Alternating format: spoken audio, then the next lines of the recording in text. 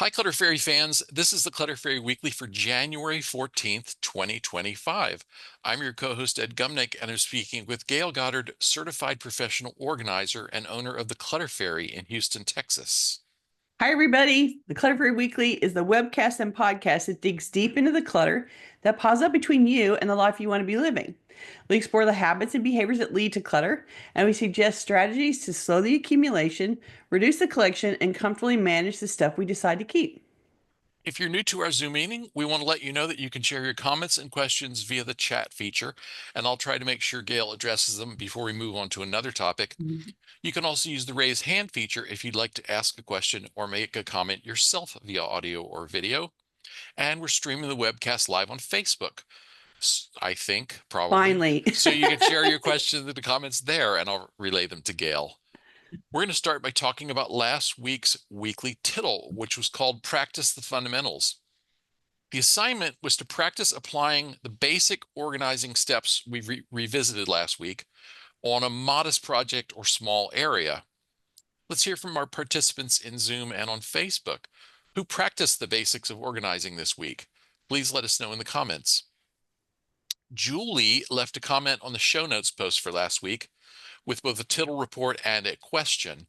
Julie writes, I plan to reduce the scope of my project when practicing the steps. When Gayle talked about being careful not to make a big mess and then become discouraged, I realized this is exactly my problem. I tried to sort too many boxes and bins and got so overwhelmed I was frozen for 2 days. I need a plan that works with my ADD. Any advice is welcome.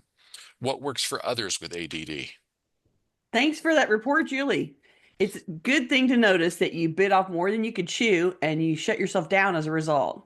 That's excellent feedback to notice, and you can adapt based on that. Start with a very small subset this time. Pull contents of one drawer, 2 feet of a closet rod, one bin. Don't worry if it seems too small a project. Just choose a very contained amount and do the steps to organize that amount. That way you can experience getting to completion. If when you're done, you still feel up to it, you feel like you've got some more stamina, you feel like you can stay focused, then you can go right back in and do some more. Don't you just don't want to get past, you just don't want to do more than will make you feel overwhelmed. The idea is to start a little bit, get to the finish, and still feel like you're in control. Think of it as peeling the onion one layer at a time. It might feel like it'll take longer to finish that way, like to finish the entire project that way. But the truth is, doing it all at once or in big batches is going to shut you down and stop your progress anyway. So it's better to keep moving at a slower pace with smaller amounts and then to stay in motion as well. Also, remember to handle things one at a time. I often have to remind an ADHD client that they've already got 5 things in their hands, so there's no point in continuing to pick up more. They'll stand there and be looking at a box and they'll pull something out and go, oh, and then they put it in the left hand and they reach down and pick up something else and go, oh, and put it in their hand. And they do that over and over. And at some point, I'm like, okay, no, you can't keep putting things in your hands. You got to stop and deal with what you've got right now. They really get drawn into the box and they pick up something only to see the next thing and pick it up too. So choosing one item and stopping to manage it, take it through the organizing steps, and then go back to the pile for a new item is the best way to prevent decision paralysis and being overwhelmed. Also, working against a timer helps some ADHD clients to focus. So if you set a timer for 20 minutes, think of a kitchen timer that clicks, a little bit when it has a physical timer when you turn it, and it clicks as the time elapses. Or if you have a time timer product, that's a specific um, time marker, time process that has a red sleeve on it that you pull out for the amount of time that you want, and then you see the sleeve subtract and get smaller as the time evaporates.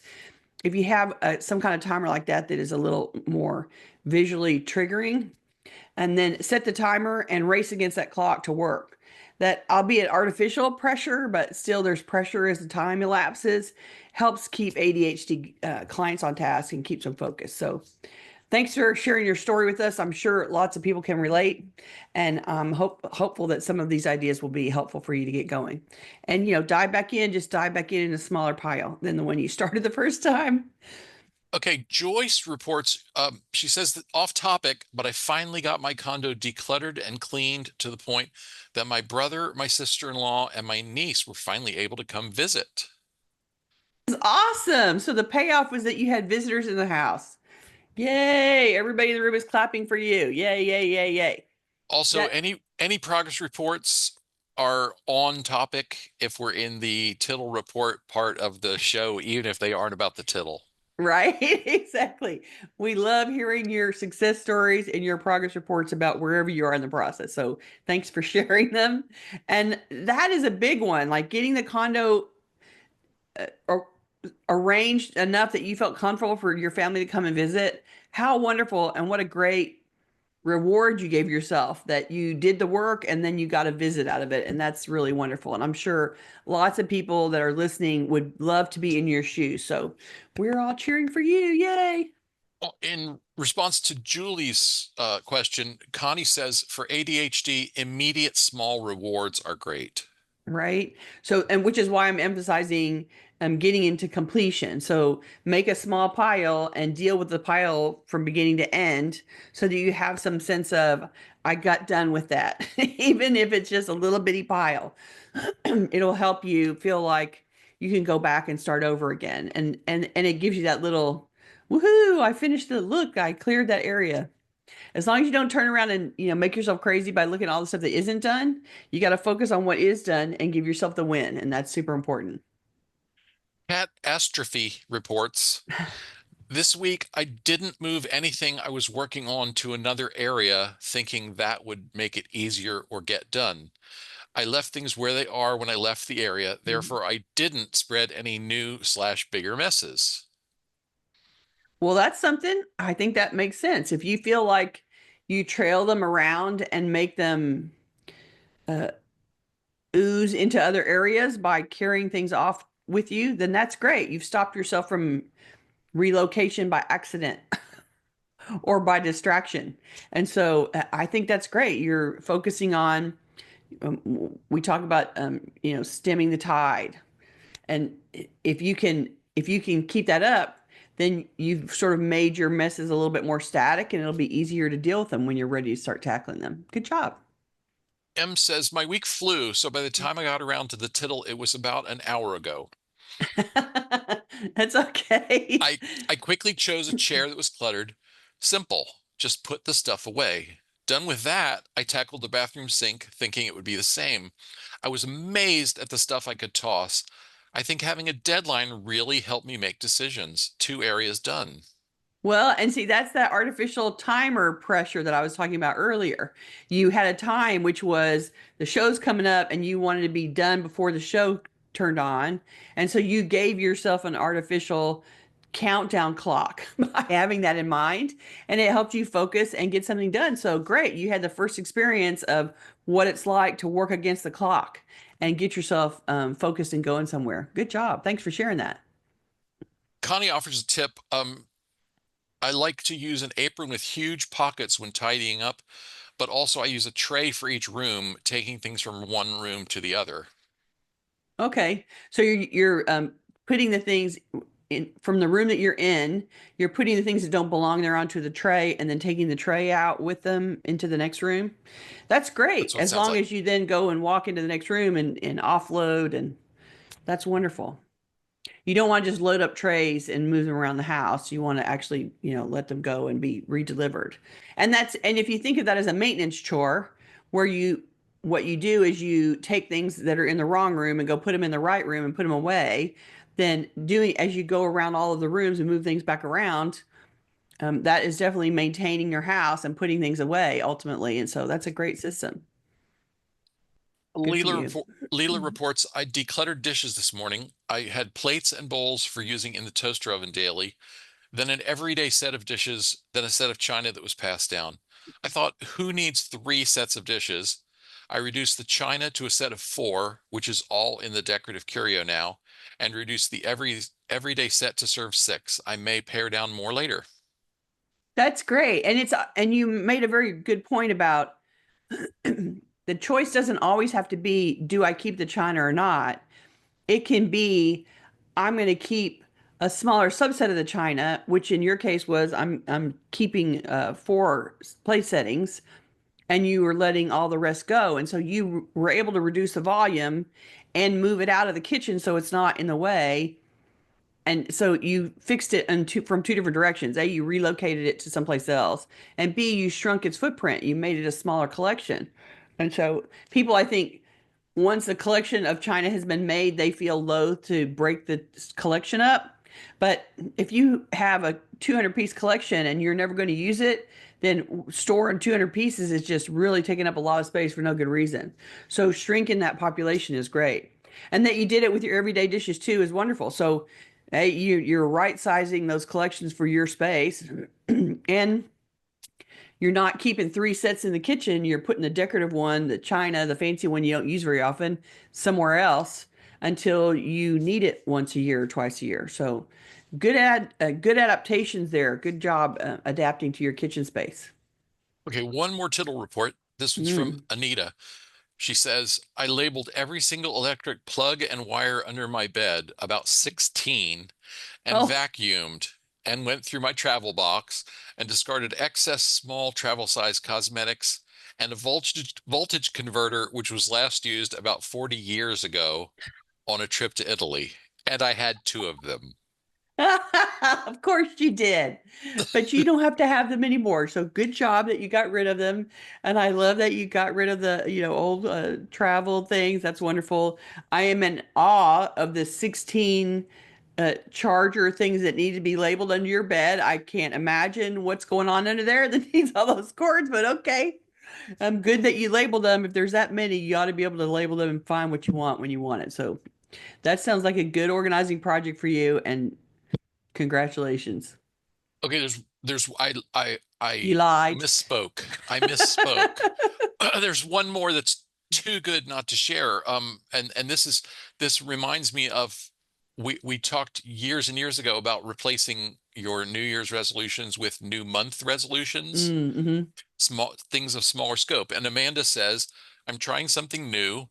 I've assigned myself reasonably sized tasks for each month in 2025, like sort and deal with the inherited Hallmark ornaments one month, inherited dolls the next, etc. If I finish before the end of the month, I can either take a break or move forward. I'm hopeful that this will keep me on task through completion rather than bouncing from box to box in my basement, never finishing anything. I think that's an excellent idea. You've given yourself a focus and a time frame to complete it. You've given yourself the possibility of having breaks in between, which is great. And you've outlined all of the projects that you want to cover and stretch them out over the year. So great planning on your part, and great, you did a great job of focusing it for yourself so that, like, okay, in January I know I have 17 things to do, but in January I'm focusing on this one thing and we're going to work to get this to completion. And that is excellent. And so you're giving yourself permission to ignore the rest and work on the one that needs your attention. And if you're selling it, if you're relocating it, if you have to give it to specific people, if you got to ship things or get help taking things out, it all is steps that require you to pay attention and schedule help and do the things you have to do. So if you declare one month is we're working on the ornaments, I guess you said we're working on the ornaments, Right. then And then the that is, dolls. and then the Yeah. dolls. And so you're going to go about the business of, okay, I have these ornaments and what am I going to do with them? Am I going to sell them? Am I going to donate them? Am I going to find a place that needs the ornaments? And all of the work that you do around ornaments is going to be a different type of work than maybe you do around the dolls. And so you're focusing your efforts and you're going to get there. And that's awesome. I think you're going to be very successful. So go with your plan and come and report with us about how it goes. And even if you the beauty of that too is even if you have some stumbles, you have some rough months where life intrudes and you don't finish the project you set out to do, you'll still finish the year with 9 or 10, successful projects completed instead of the vague and scary, huge, overwhelming goal of get rid of all the clutter in the basement, or something Yeah, that something larger less well project. defined. Yeah, the larger, less well defined project. So that's terrific. Yeah, yeah, that's I excellent. think you're setting yourself up for success there, Amanda. All right, let's get to our main topic because we have lots prepared, and we'll come back for some more tittle reports if time allows us. In most homes, the kitchen is a hive of activity, but all that traffic can lead to confusion and disagreement about how it should be used and what belongs in this mission critical space. Today, we're going to slice and dice the problem of kitchen clutter and suggest recipes, again, metaphorically, for streamlining the heart of your family's life. Although, if time permits, I will talk about one fabulous recipe I tried this week. Somebody remind me Okay. later. Okay. All right, so let's start by talking about the results of our survey. A whole bunch of you chimed in this week. We're really excited about that. We got some great answers, some great questions, and if you guys like reading those on the back end, it's worth it. This one is a really full survey. Lots of good detail. We started off by asking our audience, how often are you troubled by clutter in the kitchen or the pantry? We offered several answers, and here's how you answered. 39% of you said it's an occasional problem. 30% of you says my kitchen usually has some clutter. 11% of you said infrequently or never. And congratulations. We encourage you to chime in today with your advice to help the rest of our audience get control over the kitchen and pantry the way you have. 10% say my kitchen is often out of control, and 10% say my kitchen is a clutter nightmare. So the key takeaway for that is more than half of you, more than 50% answered usually, often, or nightmare, with another 39% experiencing occasional problem. So clearly the vast majority of our audience has issues with kitchen on some level. Next, we asked our viewers and listeners, what sources of clutter or specific issues do you experience in the kitchen or pantry? And here are some of the responses that we heard frequently. Ellen said, I need to work out a better system for my pantry cabinet so that it is easier to see what I have. That's a biggie, and we suffer from that too. Ellen goes on to say, I found that my new cabinets and drawers are not as tall as the display models, and I'm keeping my stock pot and blender in my coat closet. It's not unusual for those large items that are like that to not work with cabinets.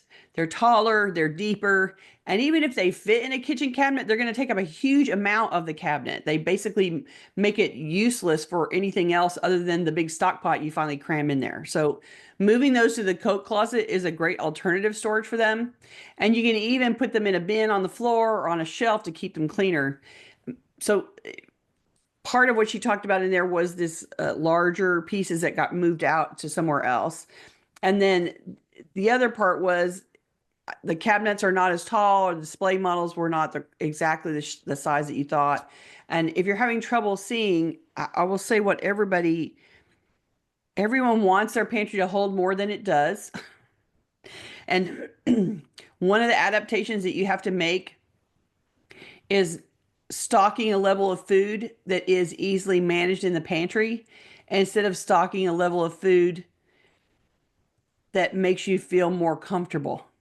I guess is the best way to say it. Some people Right. really like to have a very deep stock, but if you don't have the pantry to hold it, you are making your ability to function in the pantry much, much harder than it needs to be. So, one of the adaptations you have to do is recognize the limit, the capacity, the actual capacity of your pantry, and not stock more than it can comfortably hold. And figuring out what that level is where you feel like you've got the choices that you need to make the meals that you want to make, but it's not too hard to get in and out of the pantry. It's not too hard to put new things in or find what you want in there. It isn't cans and boxes of food take up space. And it isn't that you don't have it organized enough.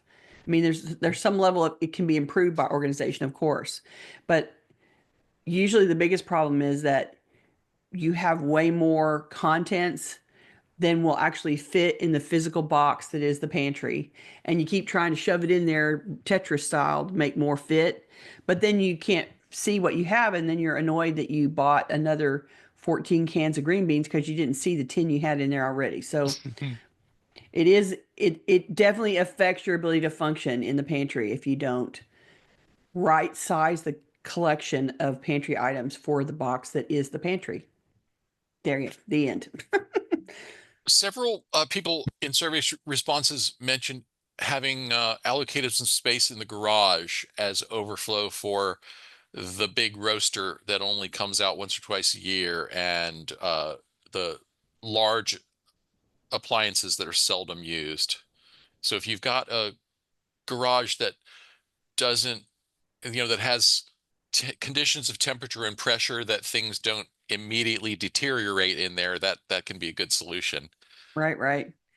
And having a designated shelf that is close to the door that goes into the house that can be off the ground so that it's not getting, dirt from the floor and the people passing by it is not, stirring up dust and dirt to go on top of your items, and that it's easy for you to lift them up and down. Like you don't want them way over your head out in the garage any more than you want them way over your head in the kitchen.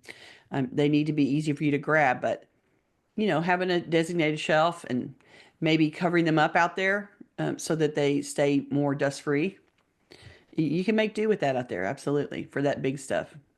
An anonymous respondent said that the specific issues are extra snacks, bread, etc. in a corner, mail on the counter, purse, keys on a portion of the counter, notes, things to do, papers, etc. Paper on the counter. Every kitchen has this paper spot, and it never makes sense in any of them. It's just because we usually walk through the kitchen first when we come home. Papers need a system outside of the kitchen, and making that a priority fix will help the clutter immensely. And the other thing that I saw in there, the extra snacks and bread in the corner, we all have a few things on the counter because they're frequent access. Uh, Many hands go into it. I actually have a serving tray that's designed for putting a plate and a food on and taking it walking off with it, but it's a bamboo tray and it's typical tray length, and I have that sitting on the end of the counter and on that tray is the can of nuts and the half open thing of potato chips and the little small pieces of food that's in process, like the bread was what made me think of it. The loaf of bread that I don't have in the fridge, I have it out, but it's sitting on that tray, and so I use that tray as a container to contain these foods that are going in and out all the time and being used up and run through. So I don't store things that sit there for a long time. Here's the current thing of grape tomatoes that I'm eating out of. That kind of stuff sits on that tray and it's contained in one spot. It's a parking space in my kitchen for the food that is in process and being used. When it's a brand new bag, I don't put it on the tray. The potato chips that I just brought home from the grocery store go in the pantry. When I Right. open it and eat some of it and fold it up and clip it, then it ends up on that tray so that it is, the potato chips in process. So it's a way to create a parking space on the counter, have some kind of a tray, a plate, some kind of decorative bin, whatever makes you happy that you can put things in. If you know you're going to put those food and snacks out anyway, give it a plate, give it a house, and leave that house. Let that house be part of the permanent setup on the kitchen. That's important too. It's important to designate space for things that are in progress, especially if you share your space, Mm. because you don't want to end up Five empty potato chip bags. with three open jars of peanut butter and so on. Yeah, Exactly. yeah. You have two boxes of the same kind of cereal open at the same time, I know, right? both Oh. going stale. All right. Both not getting eaten fast enough. Okay, Becky says, I absolutely hate the middle bar in the kitchen. Every new house seems to think that they need a bar with a sink as the partition between the living room and the kitchen. So the kitchen is one of the first rooms that is seen. Wouldn't you know, that bar is where everyone places items that need to be put up, and it all tends to pile up. Arg. A flat surface that's not being used very often. That's an invitation to clutter. So figuring out what types of things are landing there and devising systems to handle those things will help you stop using that flat surface as a parking space. Sometimes you have to designate it as lava. You have to say, this surface, this bar counter is lava, and whatever you put on here is going to get burnt, i.e., I'm throwing it in the trash. So if you threaten your family with lava as a surface, Hmm. if it lands here, all you have surrendered your right to ownership, and I can do with it what I wish. You can then retrain the rest of your household to not put things there. And truthfully, you do need to spend some time, like you can't just throw them to the wind, right? You have to spend some time realizing what kinds of things are coming in and landing there. There's going to be categories of stuff that are coming in the house. I emptied my car, I brought the mail in. This is the shopping that I just brought in. Fill in the blank. So figure out what those categories are and what it's going to take to get them from I brought them into the house to now they are where they're supposed to go. And so thinking your way through analyzing what's up there and why it's there. Somebody brought in the mail and they didn't want to deal with it. Somebody went shopping and their hands were full and they ran to the bathroom like I do every time I come home. And so, you can't deal with it in the moment because you got to go to the toilet. But then you have to circle back and pick up stuff. And so there's processes to devise based on what kinds of things are landing there and why. And if you analyze what's there and who's bringing it and why they're dumping it there, you can create some systems in place for those kinds of things and hopefully retrain everybody to use the systems instead of the lava that is your bar. Head it off, head it off at the pass. Right, right.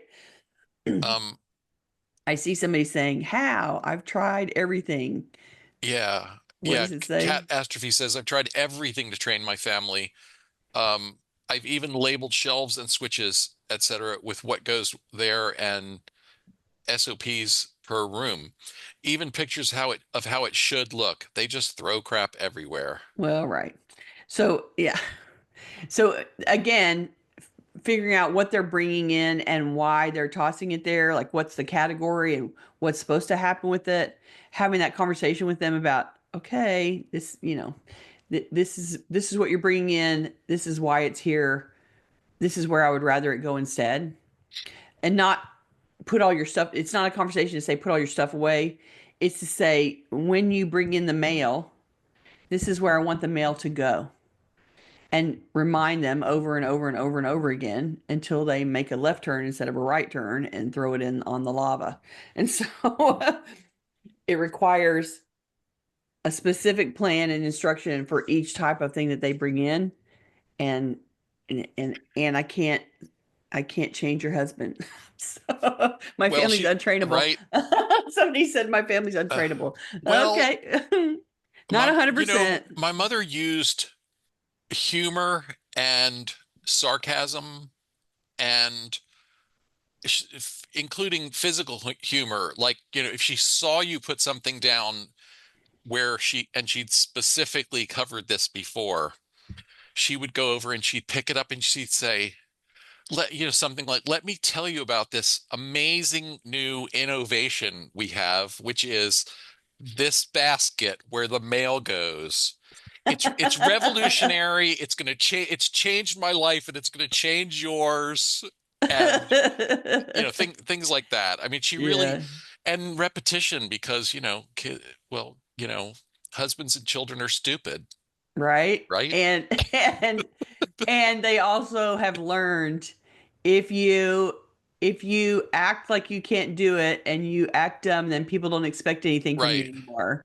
And Well, so, and seriously, I'm joking about how she handled it, but I do think that physically, like when someone puts something down in the forbidden zone and you physically go pick it up and hand it back to them mm, and instruct them, the physical memory of, oh, oh, yes, yes, I'm supposed to go yes. over here, It's right? supposed to be yeah, yeah. My backpack goes in the little cubby hole that you've told me 42 times my backpack should go in.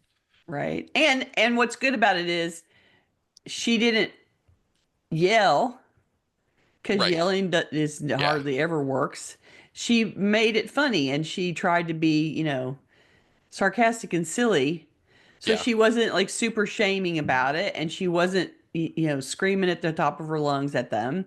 She, came at you guys with a little humor and a little sarcasm and a little like, yeah, yeah, I see you, and we're gonna do it this way still. Like Yes. I'm not surrendering Yes. my plan. I like And it.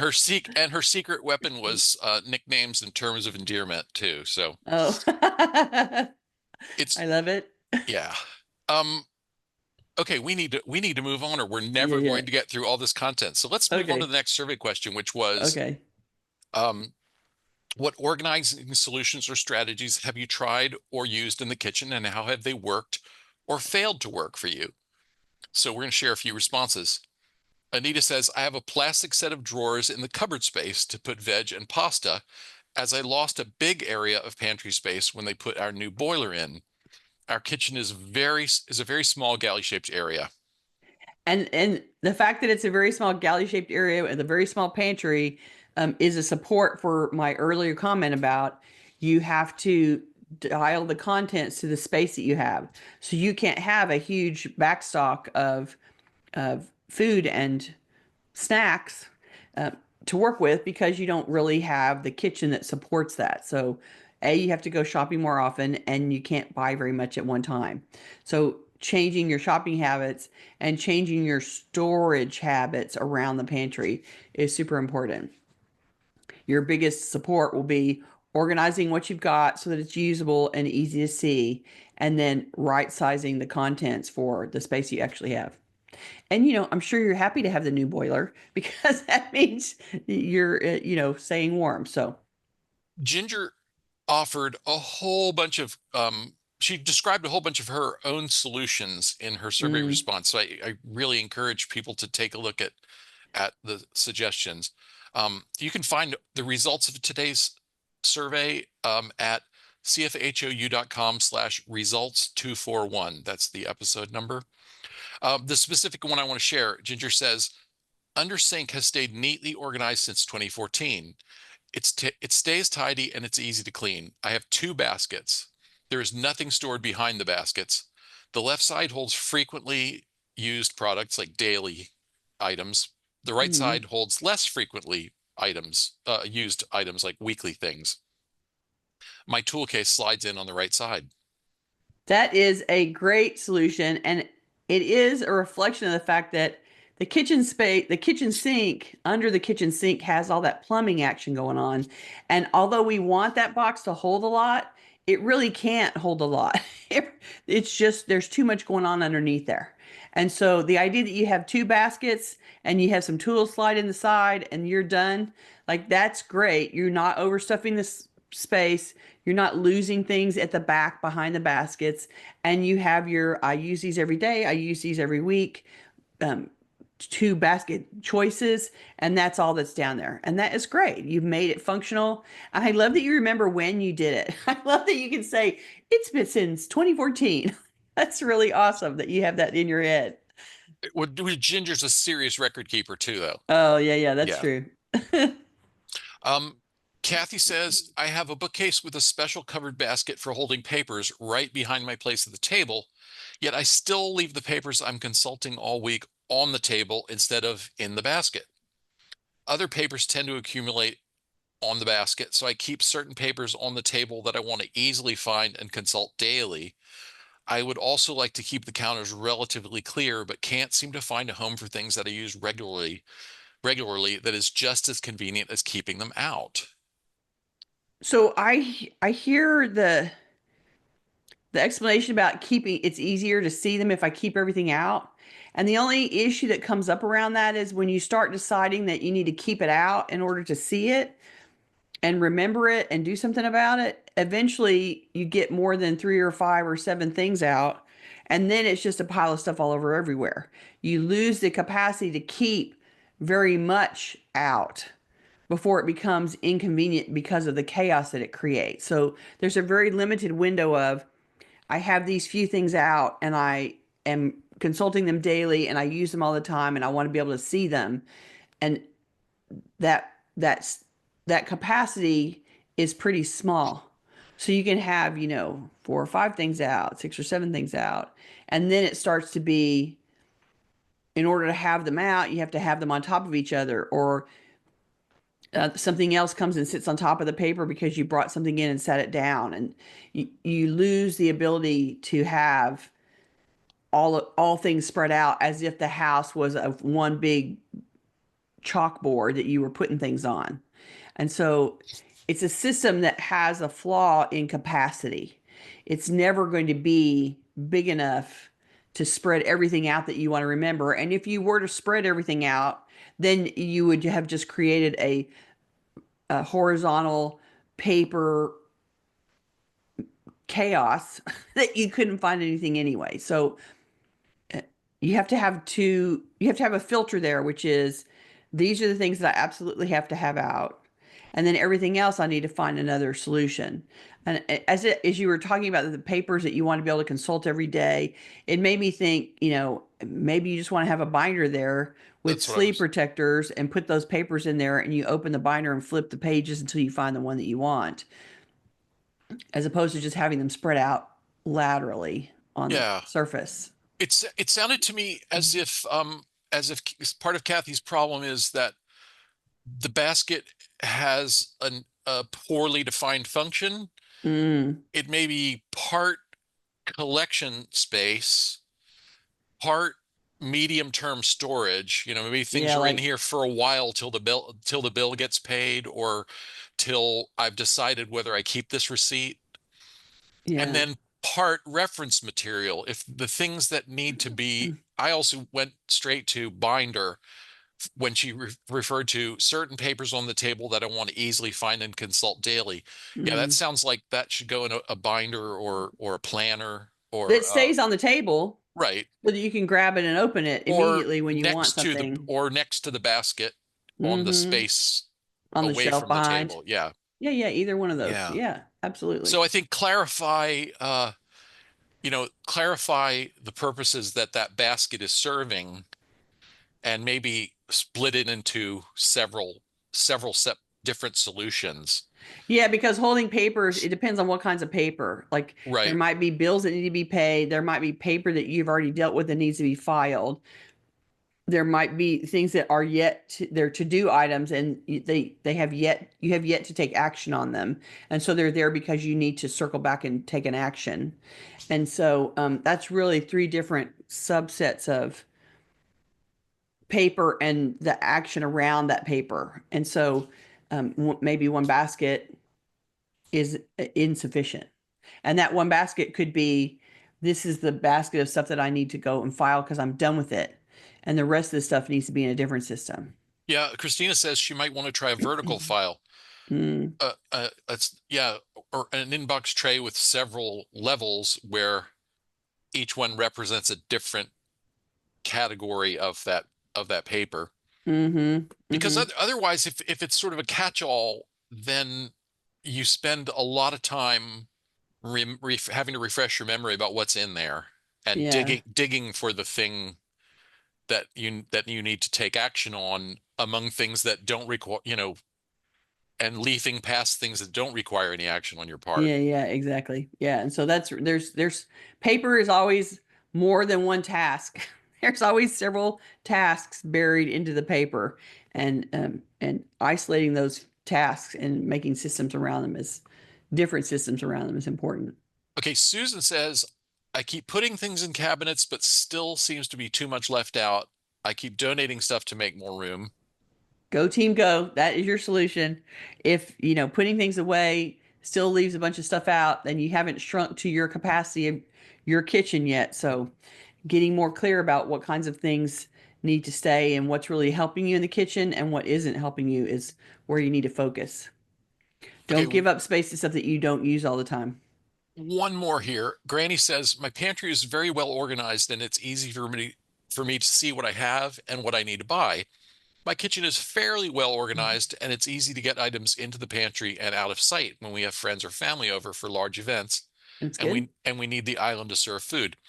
I think the problem with me is that I'm an out of sight, out of mind kind of person for certain items. If I think about them, I know exactly where they are, but if I don't see them, they don't readily come to mind. Food items that may go bad, for example. That's totally okay. You don't have to remember 100% what's in the pantry all the time. You just need a habit of looking through it regularly to see what's there. Maybe when you're creating a shopping list or planning a meal, refreshing your memory by standing there and shopping through what you have will keep you up to date and remind you of what's lingering there needing to be used. It's really just a function of we normally go in the pantry, grab one thing that we want and leave. But if you make a maintenance chore of standing at the pantry and perusing and seeing what you have, looking behind, pulling things out, and reminding yourself, oh yeah, I have that. Oh yeah, I have that. And letting it spark some of your meal planning instead of the other way around, it will help you um, get in there and churn the contents a little bit more and and allow you to not think that you have to keep the contents of the pantry in your head all the time. You don't. You can just go in there and look. Okay, let's go on. Okay. So kitchens are being used all the time. They're one of the most active places in the house. It's really the heart of the house.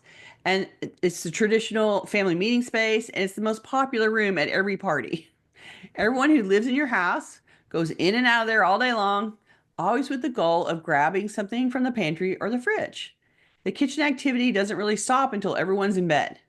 And sometimes there's midnight visitors too. We all want meals, snacks, and drinks several times a day. Sometimes the kitchen operates for major cooking projects too, like a birthday or holiday meals.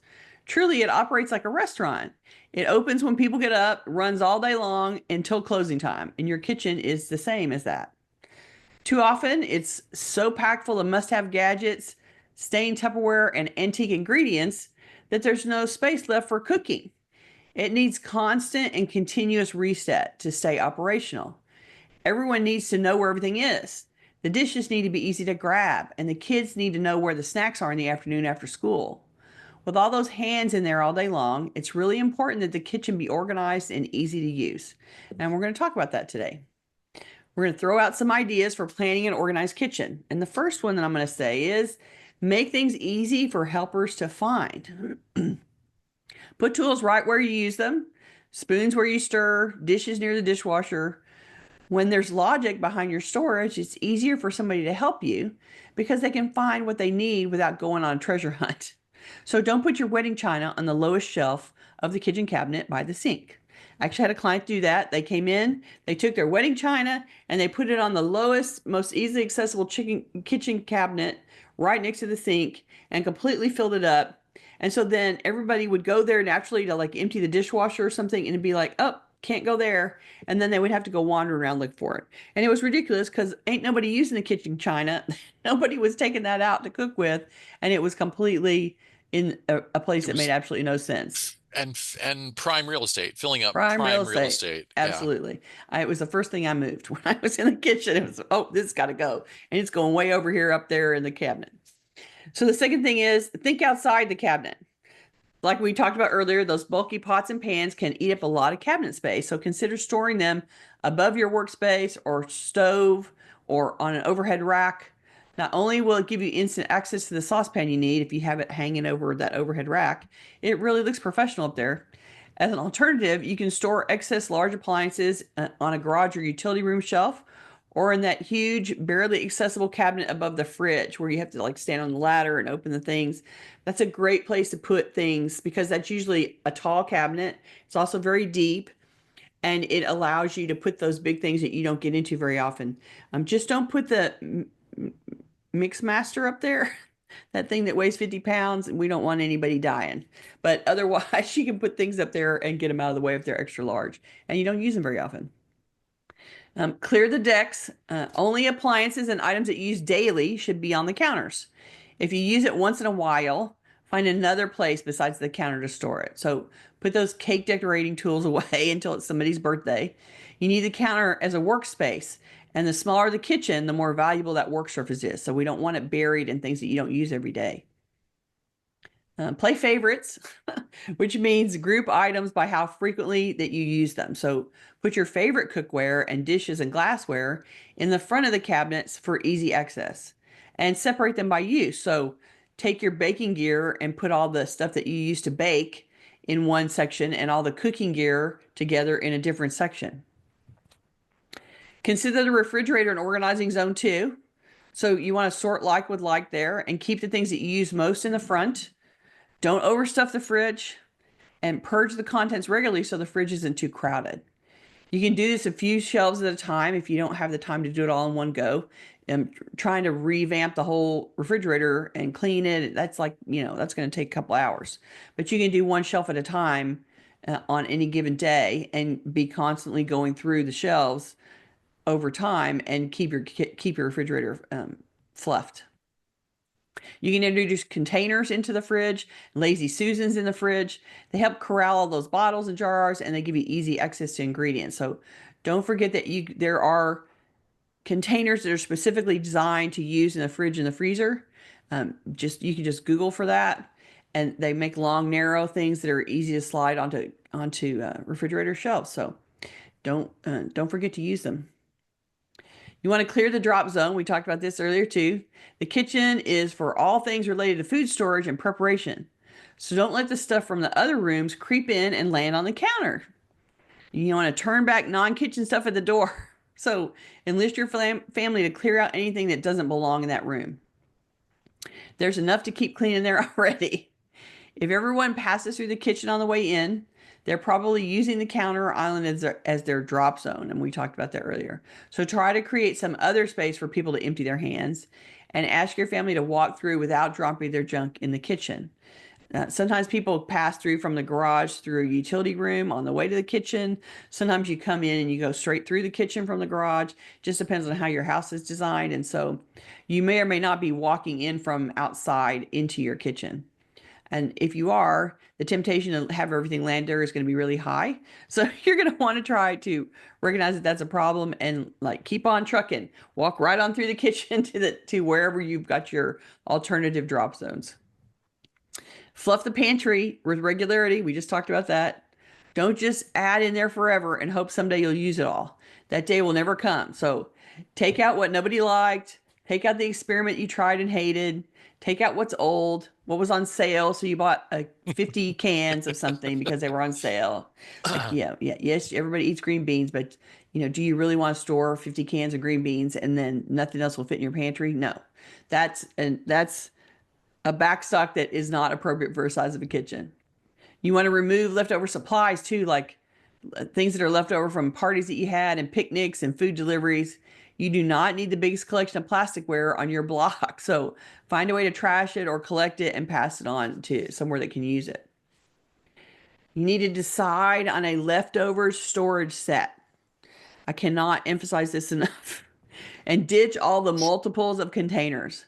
When have you ever needed that many containers to hold leftovers? Never, never. Pick a basic set with a few sizes and pass the rest on. We give up way too much kitchen space to things that might hold leftovers someday. You need that space for more important things. And lastly, I'm going to say check your collections. Notice the things that you handle, in air quotes, I'm making air quotes here, you handle them by stuffing them into the kitchen somewhere. I'm talking about plastic kitchen bags from shopping, packets of plasticware from takeouts, those stray single serving mustard and mayo packets, glass jars and other containers that are saved after the contents got used because they're still useful. We always collect much faster than we can use up the stuff we save. And then we try to bank all that into the kitchen and basically freeze the kitchen from functionality. So you want to notice where you create collections that you add to but cannot possibly subtract from fast enough.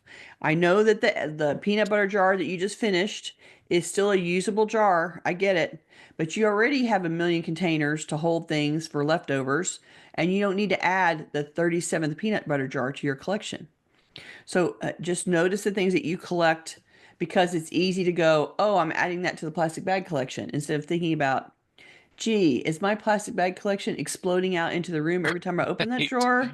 Are the And for 400 I already have enough? sufficient, I wonder. right? And I so I notice would that and deal. also add, don't be afraid to break up the set.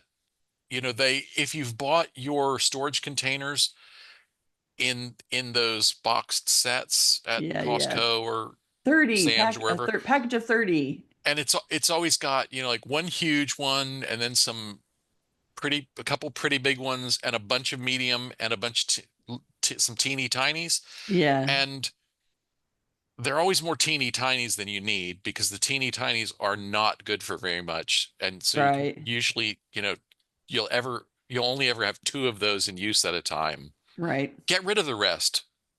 Donate them somewhere. Give them away to a friend or neighbor who, has this problem, but and maybe would actually use them, Right? Exactly. Yeah, I mean, the people that manufacture the stuff, they make it so that, it's a set and it seems super useful and you are going to plop your money down to buy it. And then you bring it home and you try to store it and you realize, oh, I already have 40 million plastic containers and I have a bunch of recycled ones from other food that I've used up. And at some point, the containers to hold food takes over the kitchen. And so this is a universal problem. And I spend a huge amount of time going, okay, we're matching up all these sets. You have this and this and this and this to use for leftovers. Who is making all that food that you're going to store in the kitchen? Nobody. So let's pick your favorites and let's let the rest get out.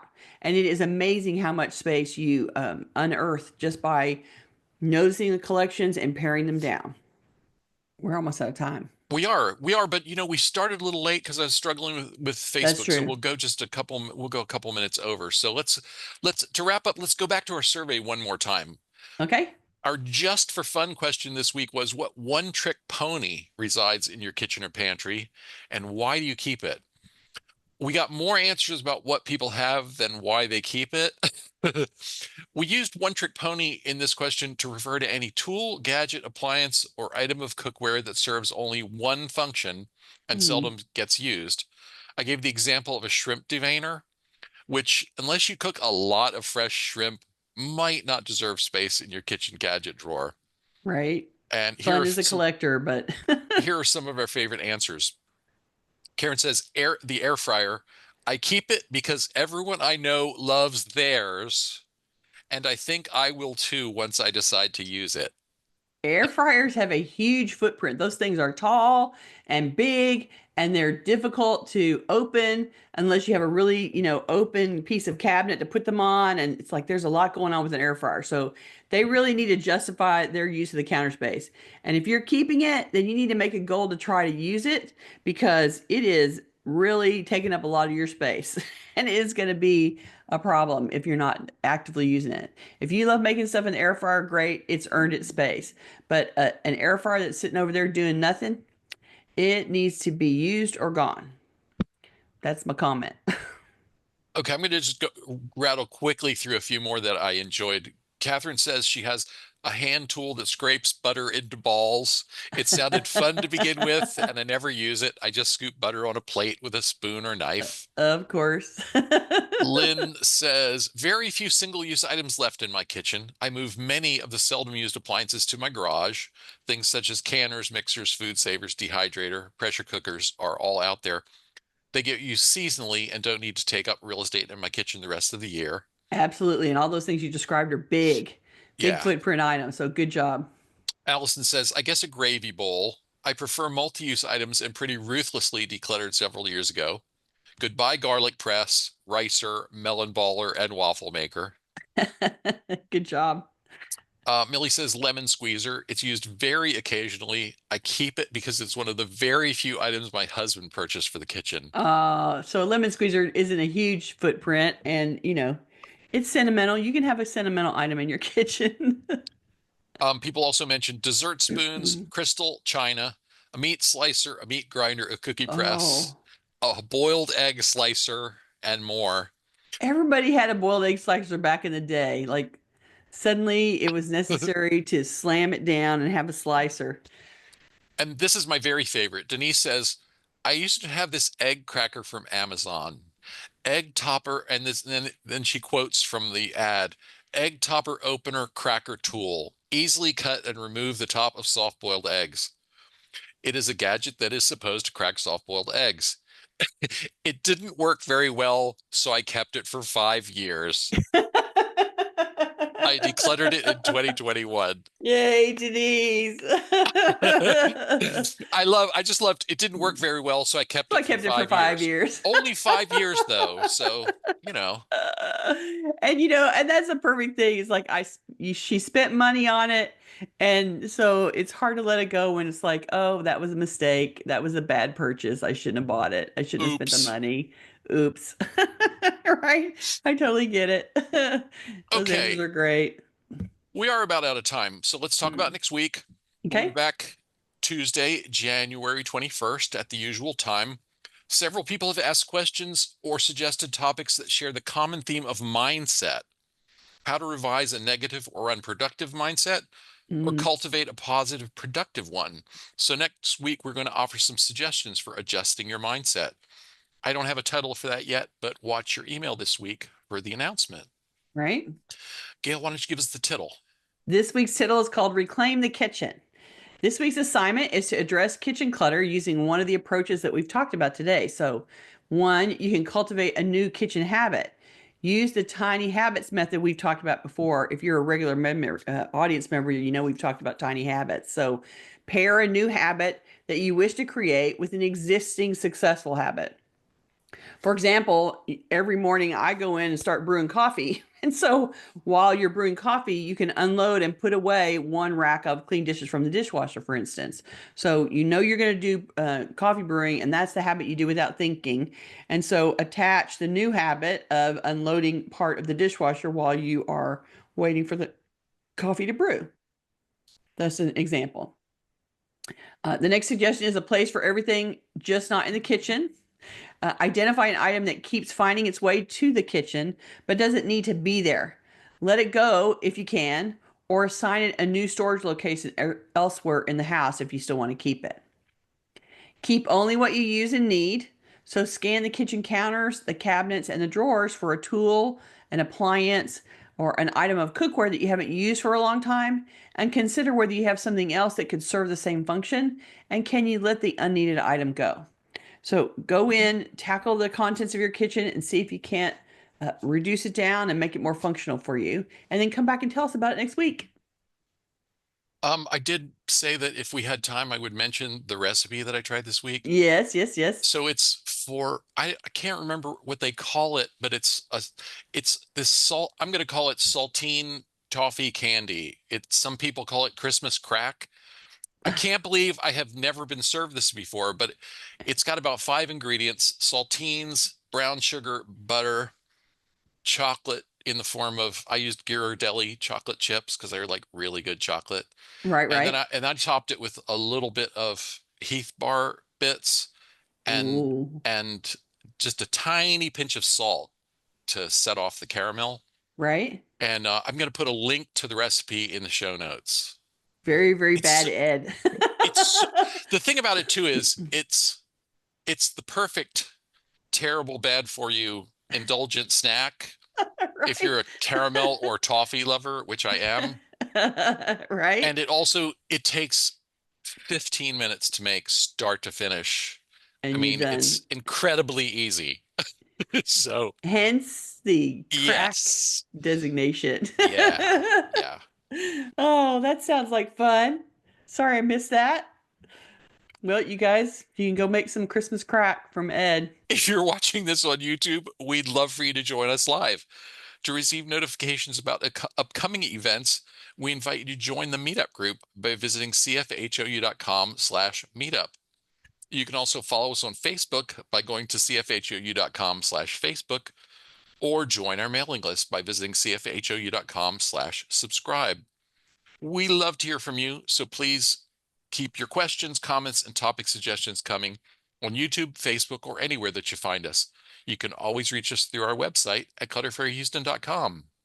And since we have so many new people RSVP for us this week, I'm also going to throw up the sign for the YouTube channel. cfhou.com/YouTube takes you straight to our channel and all of our content. And we have about 300 videos out there right now. So if you're desperate for more discussion of decluttering, you're welcome to go and shop our channel.